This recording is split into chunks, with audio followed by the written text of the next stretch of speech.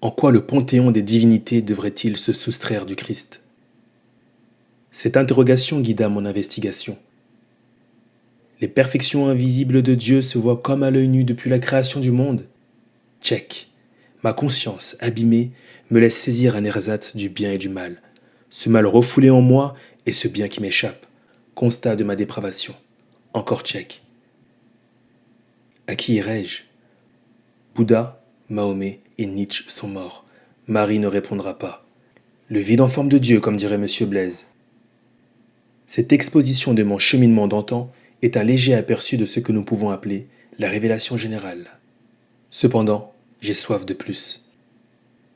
Où est l'homme sur la croix dont le tombeau est vide? Je mène l'enquête, comme Clavius, le tribun. Par plusieurs moyens, Dieu a parlé aux hommes. Désormais, dans ces temps plus proches de la fin que du commencement, c'est au travers son Fils bien-aimé que Dieu nous parle, l'ultime porteur de sa propre divulgation. Dieu a un fils? Des éléments s'ajoutent à l'enquête. Bien sûr, cette question sera traitée. Pour l'heure, poursuivons. Cette lecture vivante est donc le Fils, la parole de Dieu, l'expression de tout ce que Dieu est, son empreinte. Ainsi, venons-en à la révélation spéciale.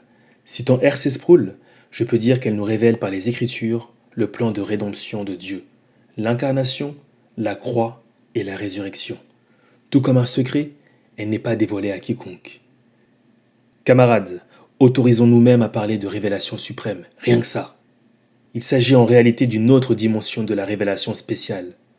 La révélation suprême n'est pas seulement l'écriture, mais elle est la parole incarnée qui nous expose l'infinité du Père. Chemin, vérité et vie. Nulle autre route vers le Père que l'homme aux mains percées. Sans révélation spéciale, pas de révélation suprême. Que notre conscience soit captive de la parole de Dieu. Sola Scriptura. Les porte-paroles de l'Écriture sainte sont nombreux. Il n'en demeure pas moins que les droits d'auteur reviennent à un seul signataire et ultime écrivain, Dieu lui-même. Les 27 plus 39 récits de la Bible sont d'inspiration et d'expiration divine. En définitive, les Écritures ne font pas que témoigner de la vérité, elles sont la vérité. Chaque mot des manuscrits originaux de la Bible porte l'autorité divine, ni plus ni moins.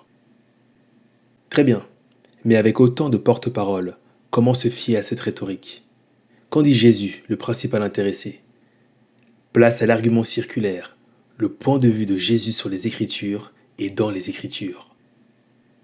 Ainsi, sans négliger les éléments historiques, la foi régit toute notre approche.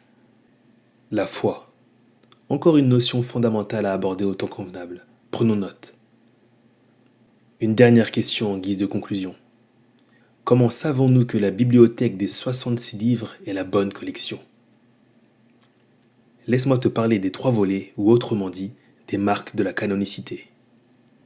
Premier volet ou première marque, l'origine apostolique des écrits, ce par la plume d'un apôtre ou par approbation de ces derniers.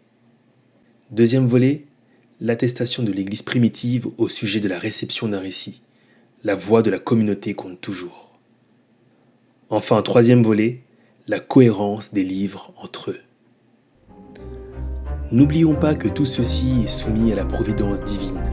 Chaque livre devant être dans la Bible y est, ni plus ni moins. L'Église n'est pas infaillible, mais Dieu l'est. Ainsi s'achève ce chapitre sur la doctrine de la révélation et le concept des Écritures.